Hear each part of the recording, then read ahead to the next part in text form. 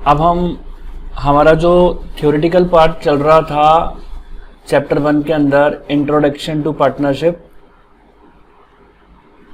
Introduction to partnership,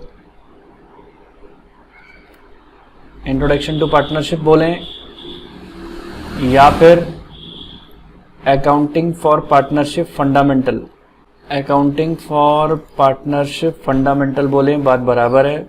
theoretical part में कुछ important point और लिख लेते हैं। तो इंपॉर्टेंट पॉइंट्स में लिखना चालू करो। लिखो, लगाओ हाथ का निशान, लगाओ हाथ का निशान और लिखो there are two types of commission, there are two types of commission in this chapter। ठीक है, अब वो दो टाइप की कमीशन कौन कौन सी हैं, लगाओ एरो और बताता। पहली है मैनेजर कमीशन, मैनेजर कमीशन, और दूसरी होती है पार्टनर कमीशन। ठीक है, अब देखिए बच्चों, अब मैनेजर कमीशन जो होती है वो होती है charge against profit, charge against profit. और पार्टनर कमीशन क्या होती है? पार्टनर कमीशन होती है एप्रोप्रिएशन अगेंस्ट प्रॉफिट्स। तो नोट के रूप में लिखें, नोट के रूप में लिखें। अच्छा, इसके अंदर दो बातें और आती हैं। एक तो कंसेप्ट आपको जो ध्यान रखना है, after charging such commission, after charging such commission, और दूसरा कंसेप्ट है before charging such commission, before charging such commission. तो लिखना स्टार्ट करें। नंबर पहला पॉइंट, सैलरी, सैलरी और कमीशन टू पार्टनर, सैलरी और commission to partner is to be allowed, is to be allowed. ये तभी दी जाती है जब पार्टनरशिप डीड के अंदर हो। If partnership agreement provide for the same, if partnership agreement provide for the same. ठीक है, नंबर दूसरी बात, सैलरी हो गई या कमीशन हो गई। आप सैलरी दो या कमीशन दो, किसको? पार्टनर को। मैनेजर कमीशन की बात नहीं कर रहा मैं, पार्टनर कमीशन की बात कर रहा हूं। सैलरी और commission to partner is appropriation, is appropriation out of, appropriation out of profits.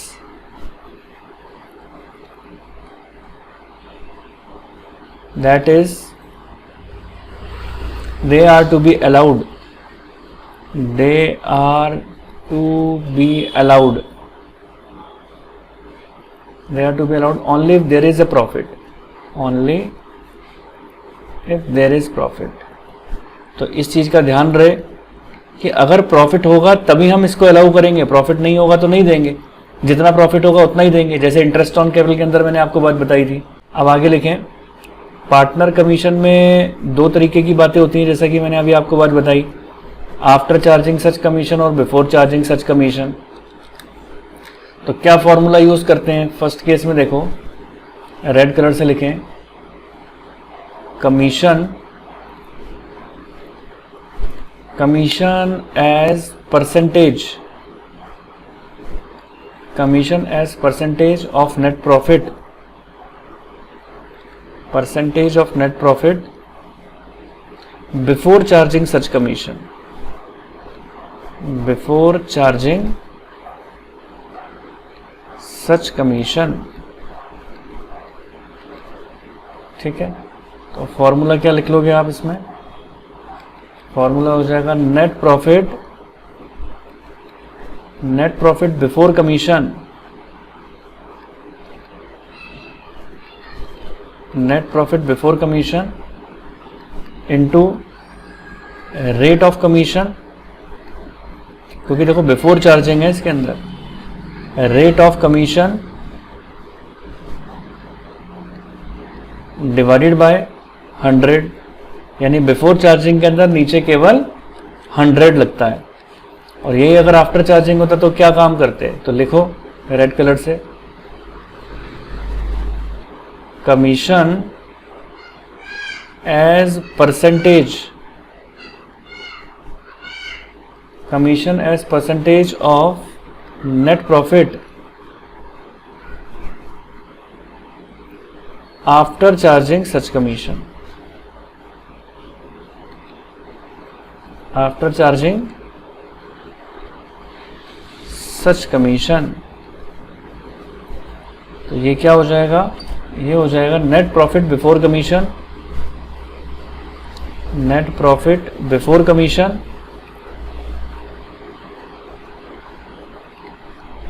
Rate of commission, rate of commission upon 100 plus rate of commission, यानी जो ऊपर रेट आपने जोड़ी है वो नीचे 100 में भी जोड़नी पड़ेगी। ठीक है, अब नीचे लिखें नोट के आगे, नोट के लिए नोट के रूप में एक बात लिखें यहां पर, नोट के रूप में क्या लिखना है अपन को? Charge such as interest on partners loan. अब आप देखिए इंटरेस्ट ऑन पार्टनर्स लोन को अपन कहाँ दिखाते हैं? इंटरेस्ट ऑन पार्टनर्स लोन को हम ना तो पीएनएल एप्रोप्रिएशन में दिखाते हैं ना पार्टनर्स कैपिटल में दिखाते हैं, उसको पीएनएल अकाउंट में दिखाते हैं। उसी तरीके से मैं मैनेजर सैलरी या मैनेजर कमीशन की बात करूं तो उसको भी अपन कहाँ दिखाते हैं? उसको भी हम या तो आप पीएनएल अकाउंट में दिखाओ, आप पीएनएल अकाउंट में दिखाओ, ना तो उसको पीएनएल एप्रोप्रिएशन में दिखाते हैं, ना उसको हम पार्टनर्स कैपिटल और करंट अकाउंट में भी नहीं दिखाते हैं। तो मैनेजर सैलरी और कमीशन के अंदर भी सेम चीज है, manager salary and commission must be deducted. या तो आप उसको अपने प्रॉफिट्स में से पहले से ही डिडक्ट कर दो, आप पीएनएल अकाउंट सेपरेट नहीं बनाना चाहते हो तो उसको हम पहले से भी डिडक्ट कर सकते हैं अपने पीएनएल, जो आप पीएनएल एप्रोप्रिएशन में प्रॉफिट ट्रांसफर करते हो बाई नेट प्रॉफिट बीडी करके। तो आप एक काम करो ना, बाई नेट प्रॉफिट बीडी को दिखाने से पहले इसमें से अपनी manager commission, interest on loan या मैनेजर सैलरी उसको पहले से डिडक्ट कर दो from profit before transferring it to profit and loss appropriation account. ठीक है जी, profit and loss appropriation account. तो ये थी कमीशन के बारे में बातें। उम्मीद है यहां तक की बात क्लियर हो गई होगी। इससे लिंकअप में ऐसा एक क्वेश्चन, अच्छा क्वेश्चन है जो तुमने याद दिलाया है, मैं करा दूंगा अभी। चलिए नेक्स्ट हमारे पास आता है रेंट पेड। कई बार क्वेश्चन के अंदर रेंट पेड टू पार्टनर, यानी कई बार जैसे क्या होता है कि हमें बिजनेस प्रीमाइसेस चाहिए, तो बिजनेस प्रीमाइसेस हमें मिलती नहीं है, तो पार्टनर कहता है कि ठीक है, जैसे मैंने तुम्हें लोन दिया था ना थर्ड पर्सन बन के, ऐसे ही मैं आपको रेंट पर बिल्डिंग अपनी प्रीमाइसेस दे देता हूँ, लेकिन मुझे थर्ड पर्सन बन के ही उसके ऊपर रेंट देना, बीइंग अ पार्टनर बन के मैं उस पर रेंट नहीं लेना चाहता। तो जो रेंट टू पार्टनर दिया जाता है वो भी चार्ज अगेंस्ट प्रॉफिट होता है, उसको पीएनएल एप्रोप्रिएशन में हम नहीं दिखाते। तो लिखें it is charge against profit, it is charge against profit. तो रेंट टू पार्टनर को भी आप कहां दिखाएंगे? पीएनएल अकाउंट में, पीएनएल एप्रोप्रिएशन में नहीं दिखाते। And not an appropriation, not an appropriation out of profits. लिखें it is therefore debited to profit and loss account, debited to profit and loss account, and credited to partners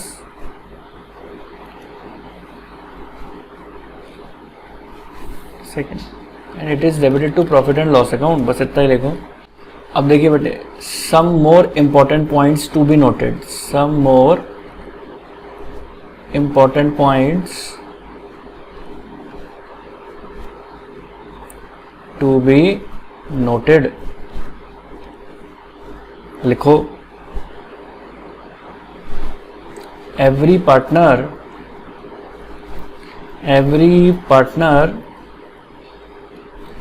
is bound to attend diligently to his duties in the conduct of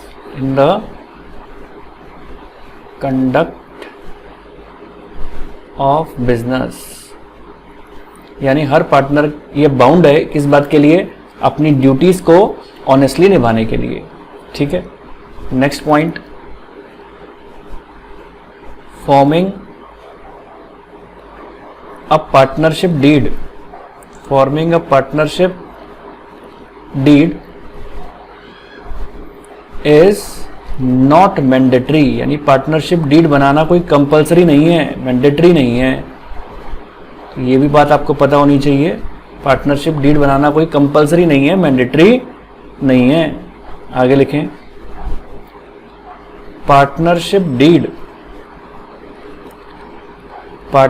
deed is also called, क्या कहते हैं partnership deed को, partnership deed is also called articles of partnership,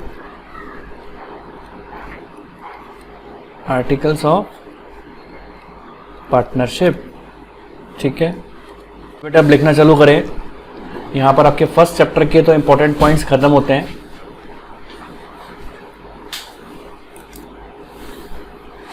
अब आप लिखना चालू करें goodwill के बारे में, गुडविल। ठीक है, तो सबसे पहले बात लिखें आप meaning.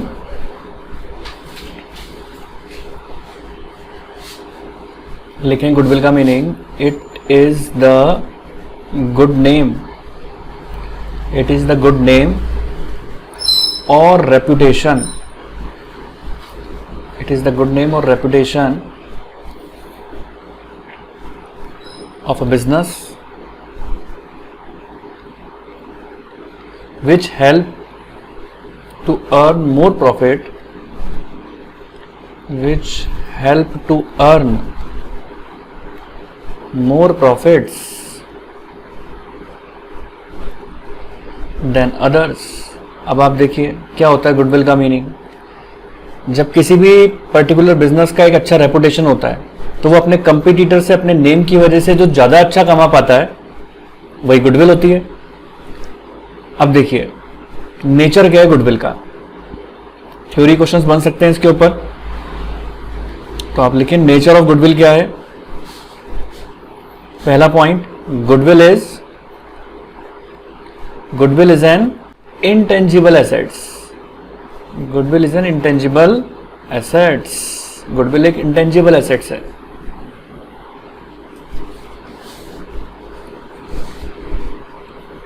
Goodwill is not fictitious assets. इस पर भी मैं फिर कह रहा हूं, आप ये ऑप्शन आ सकते हैं कि क्या गुडविल इंटेंजिबल एसेट्स है, फिक्स्ड एसेट्स है, फिक्टिशियस एसेट्स है या नन ऑफ द अबव है। ऐसा इस तरीके से आ सकता है, तो हमें ध्यान रखना है। Goodwill has its realisable value, goodwill की रियलाइजेबल वैल्यू हो सकती है and fictitious assets have no realisable value. Fictitious assets की कोई रियलाइजेबल वैल्यू नहीं होती है। अब देखिए ऐसे कौन कौन से फैक्टर्स हैं जो गुडविल को अफेक्ट करते हैं, तो लिखें फैक्टर्स अफेक्टिंग गुडविल। ऐसे कौन कौन से फैक्टर्स हैं जो गुडविल को अफेक्ट करते हैं। फर्स्ट, नेचर ऑफ बिजनेस, आपके बिजनेस का क्या नेचर है, तो उस पर भी आपकी गुडविल डिपेंड करती है, नेचर ऑफ बिजनेस पे। सेकंड, मैनेजमेंट की अगर एफिशिएंसी अच्छी होगी तो गुडविल भी अच्छी होगी, तो एफिशिएंसी ऑफ मैनेजमेंट, उस पर भी आपकी गुडविल डिपेंड करती है। अगर मैनेजमेंट अच्छी एफिशिएंसी से वर्क कर रहा है तो गुडविल तो ऑब्वियस सी बात है बढ़ेगी। किस लोकेशन पर आपका बिजनेस है, यानी लोकेशन भी कुछ हद तक गुडविल को अफेक्ट करती है। मार्केट में आपके प्रोडक्ट की क्या सिचुएशन, क्या पोजीशन चल रही है, उस पर भी डिपेंड करता है, मार्केट सिचुएशन। ठीक है, तो ये सारी चीजें। अब देखिए आगे लिखें आप, क्लासिफिकेशन ऑफ गुडविल, यानी गुडविल दो तरीके की होती है। क्लासिफिकेशन ऑफ गुडविल, हमारी गुडविल दो तरीके की होती है। एक तो होती है परचेज गुडविल, परचेज गुडविल, और एक होती है self generated goodwill, self generated goodwill. तो देखिए बेटे, परचेज गुडविल क्या है और सेल्फ जनरेटेड गुडविल क्या है। जैसे मान के चलिए मेरा बिजनेस है और मैंने किसी दूसरे का बिजनेस परचेज कर लिया, तो ऑब्वियस सी बात है जब उसका बिजनेस परचेज कर रहा हूं तो उसका नेम भी परचेज कर रहा हूं। तो जब हम अगले के असेट्स लायबिलिटीज के साथ साथ उसका नेम भी परचेज कर लेते हैं तो ये कहलाती है परचेज गुडविल। और एक होता है हम अपनी गुडविल को खुद जनरेट करते हैं, अपना नेम खुद बनाते हैं, तो वो सेल्फ जनरेटेड गुडविल कहलाती है। तो बुक्स ऑफ अकाउंट्स के अंदर जो गुडविल रिकॉर्ड की जाती है वो केवल और केवल परचेज गुडविल रिकॉर्ड की जाती है, सेल्फ जनरेटेड गुडविल को रिकॉर्ड नहीं करते हैं। तो लिखें आप सबसे पहले परचेज गुडविल के बारे में बात। परचेज बोलें या एक्वायर्ड गुडविल बोलें, परचेज या acquired goodwill. Goodwill, it is the goodwill, it is the goodwill that is acquired by, that is acquired by a business, that is acquired by a business after paying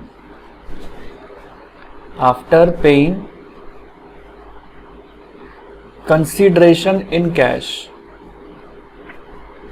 after paying consideration in cash or in kind।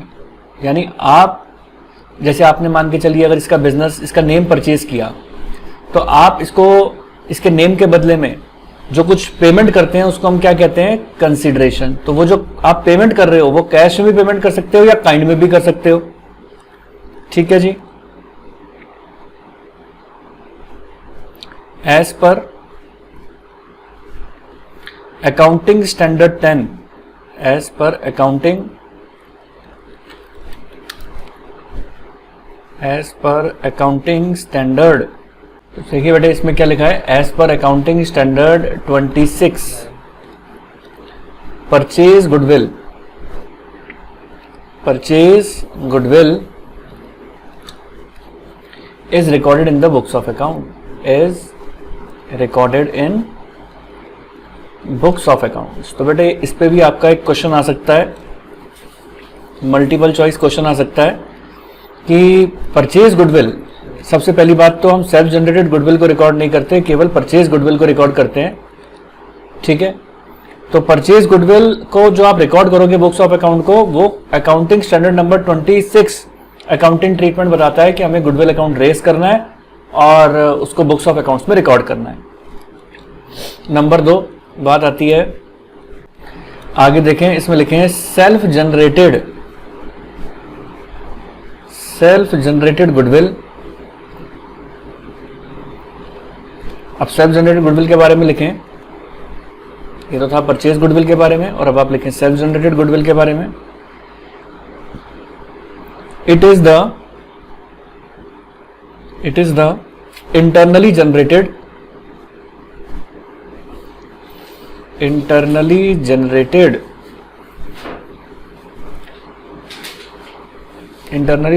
goodwill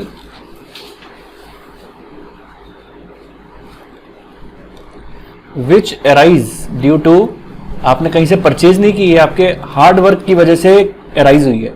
आपका name जो create हुआ है आपके hard working की वजह से हुआ है। which arises due to continue hard work of the organization,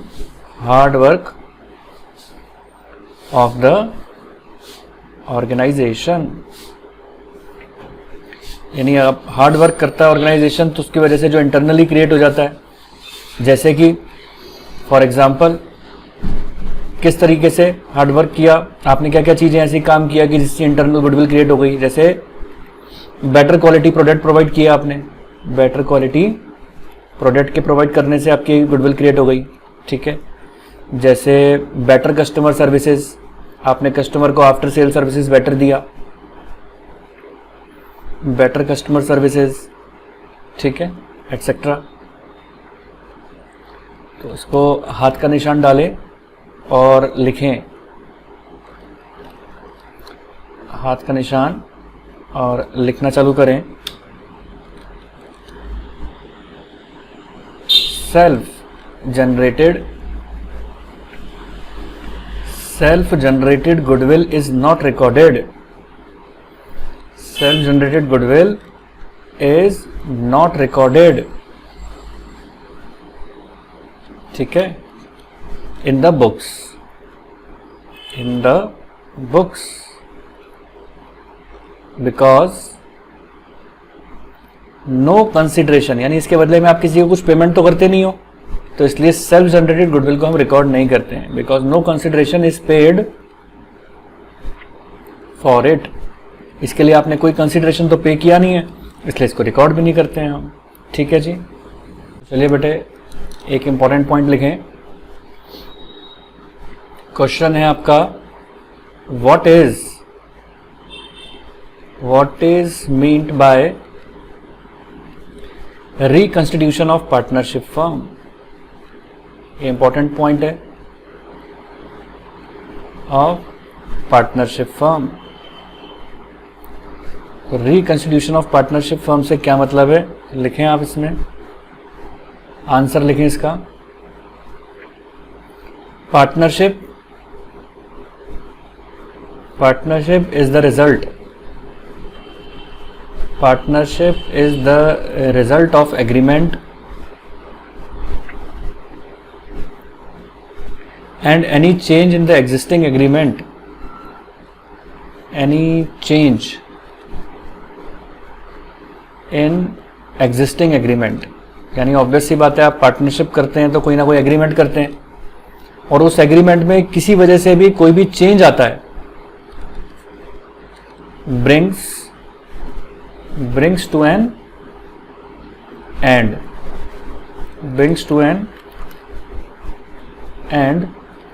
the existing agreement। तो उससे क्या होता है, कोई चेंजेस अगर आएंगे तो एग्जिस्टिंग एग्रीमेंट का एंड हो जाएगा, ठीक है। एंड न्यू एग्रीमेंट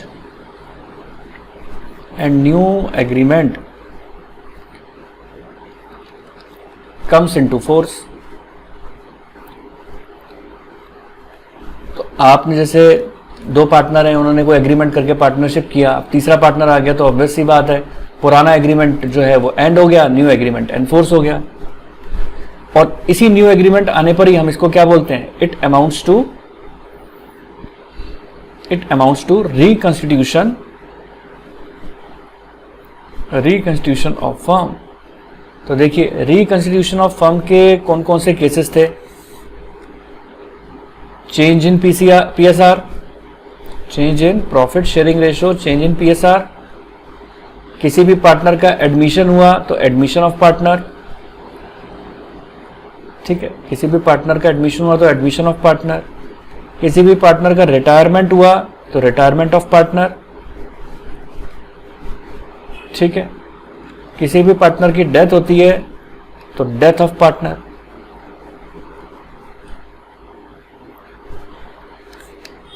तो ये चीज डिसोल्यूशन जो होता है वो कभी भी रिकंस्टिट्यूशन का पार्ट नहीं बनता। तो ये चीज ध्यान देने वाली बात है, नोट के रूप में लिखें।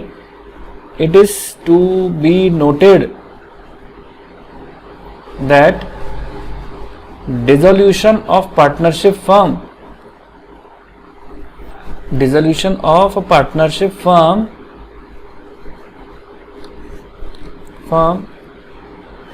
is not part of reconstitution of partnership firm। खतरे का निशान बना दो आगे, खतरे का निशान। ये डिसोल्यूशन के बारे में आपसे पूछ सकता है, ठीक है जी। पॉइंट लिखना है अपन को, क्या? when there is change in the profit sharing ratio, when there is change in profit sharing ratio, when there is change in profit sharing ratio amongst existing partners, ठीक है। does it require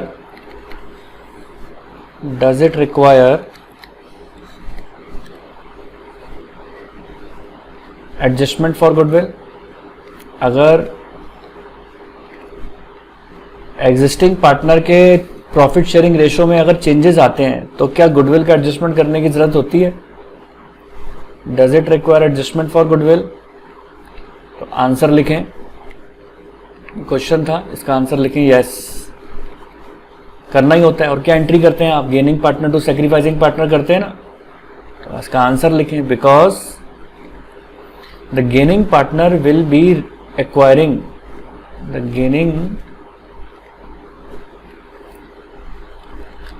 because the gaining partner will be acquiring a part of future profits, will be acquiring a part of future profits,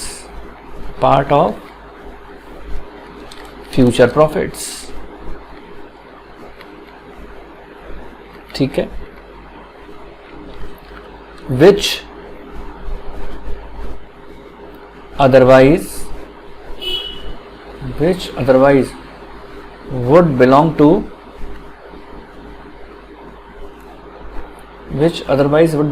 the sacrificing partner,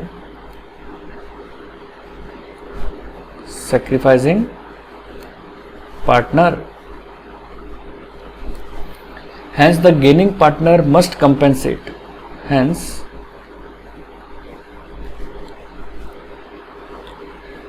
the gaining partner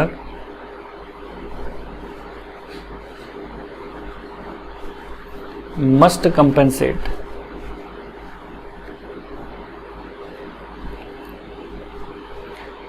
the sacrificing partner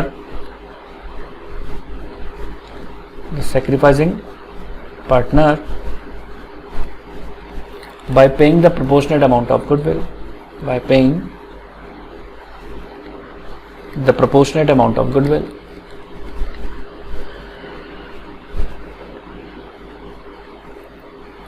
amount of goodwill. अब देखिए बेटे इस बात का क्या मतलब है। अब मान के चलिए ये ए और बी दो पार्टनर है, ठीक है। इनका प्रॉफिट शेयरिंग रेशियो 2:1 था। अब मान के चलिए for the sake of convenience कि ये 3 रुपए कमाते थे, 2 रुपए ये लेता था, 1 रुपए ये लेता था। अब इनका रेशियो बराबर बराबर हो गया, तो अब 1.5 ये लेता है, 1.5 ये लेता है। पहले इसके हिस्से में 2 रुपए आ रहे थे, अब इसके हिस्से में कम हो गए। पहले इसके हिस्से में 1 रुपए आ रहे थे, लेकिन अब इसके हिस्से में ज्यादा हो गए। तो इसने क्या किया? सेक्रीफाइस। इसने क्या किया? गेन। किसके अंदर? प्रॉफिट्स में। तो जो बी पार्टनर को profit and loss sharing ratio के चेंज होने की वजह से जो भी गेन हो रहा है और इसको जो भी सेक्रीफाइस हो रहा है, ये अपने गेन का कंपेंसेशन देगा किसको? ए को। किस रूप में? गुडविल के रूप में। तो गुडविल का एडजस्टमेंट कैपिटल के थ्रू किया जाता है।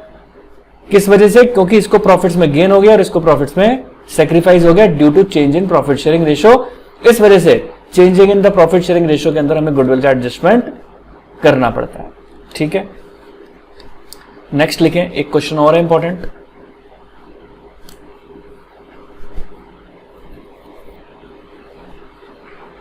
व्हेन, ऐसा क्वेश्चन है, when there is change in profit sharing ratio,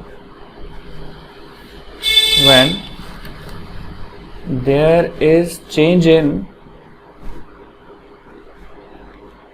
profit sharing ratio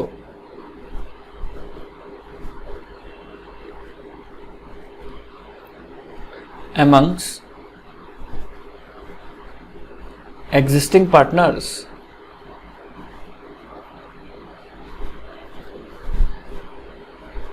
should the assets and liabilities be revalued? Should the assets and liabilities be revalued?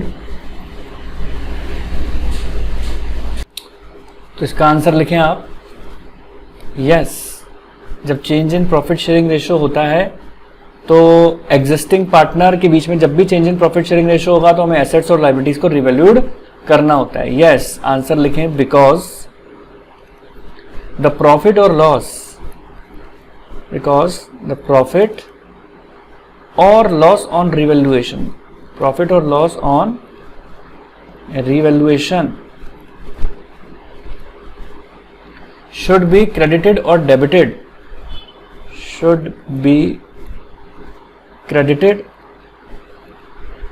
or debited to the accounts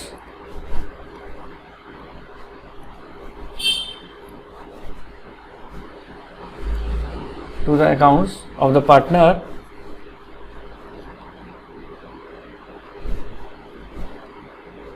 in old profit sharing ratio, old profit sharing ratio। तो देखिए बच्चों, ये ध्यान देने वाली बात है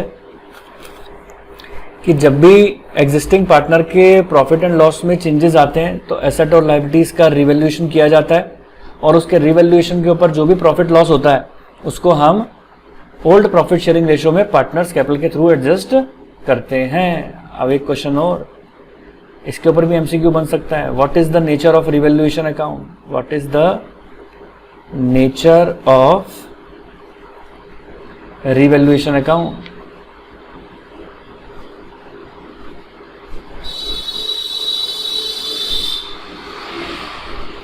what is the nature of revaluation account? ठीक है, आंसर लिखें। Revaluation account is, revaluation account is nominal account in nature, nominal account in nature. इस पे डाल दें सितारा क्योंकि ये इंपॉर्टेंट है। ठीक है जी, आगे लिखें। Why revaluation account is made? Revaluation account क्यों बनाया जाता है? Why revaluation account is prepared, ये लिखें।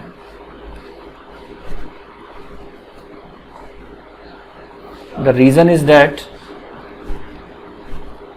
The reason is that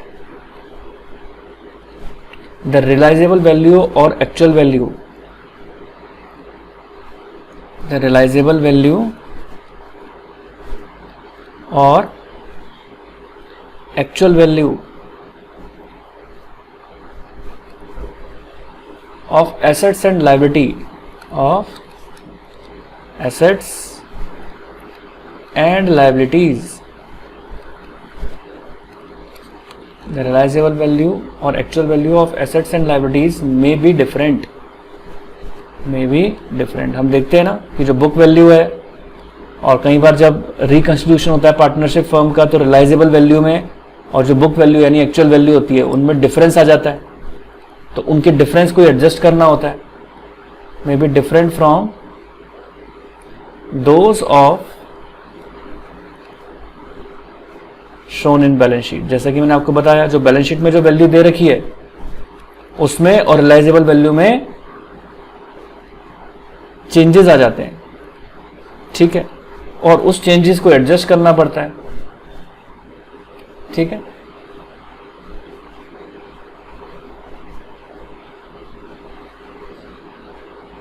It is possible that with the passage of time, it is possible that with passage of time,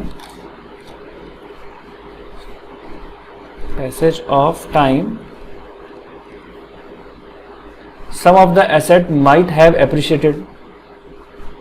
Some of the assets might have appreciated.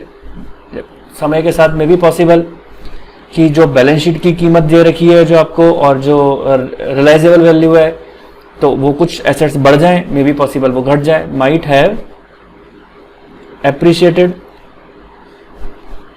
ठीक है, इन value while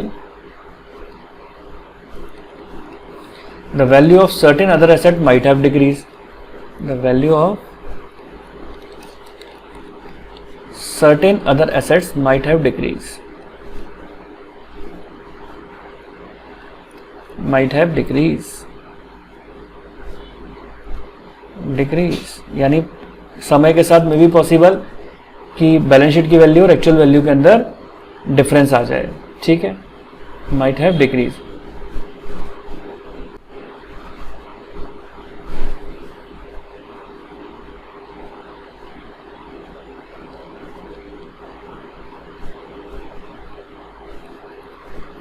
to adjust the increase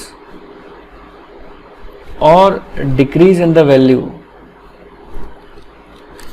the balance sheet value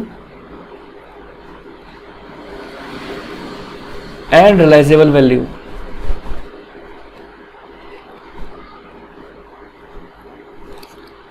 revaluation account is prepared. Revaluation account is prepared. और ये चीज हमें ध्यान रखनी है, revaluation account का प्रॉफिट लॉस हमेशा ओल्ड पार्टनर्स ओल्ड रेशो में डिस्ट्रीब्यूट होता है। It is to be noted, profit और loss on revaluation always be distributed in old partners, distributed in old partners old ratio, ठीक है जी। तो ये था कुछ बातें रिवैल्यूएशन के बारे में। तो उम्मीद है ये बात भी आपको अच्छी तरीके से समझ में आई होगी।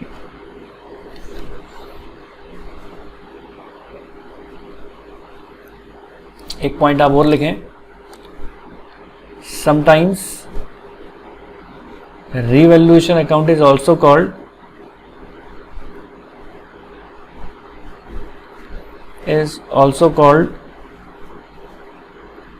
P&L adjustment account, ठीक है। तो मैं उम्मीद करता हूं आप लोगों को मेरा वीडियो अच्छा लगा होगा। आप लोगों को वीडियो अच्छा लगा, मेरे चैनल को लाइक करें, सब्सक्राइब करें और अपने दोस्तों के साथ ज़्यादा से ज़्यादा शेयर करें। आप मुझे कमेंट सेक्शन में बताएं कि आपको मेरा वीडियो कैसा लग रहा है। आपके कमेंट्स पढ़कर मुझे और मोटिवेशन मिलेगा और मैं और आगे आप लोगों के लिए अच्छे से अच्छे वीडियोस लाता रहूंगा। तो बने रहें मेरे वीडियोस के साथ। Thank you so much.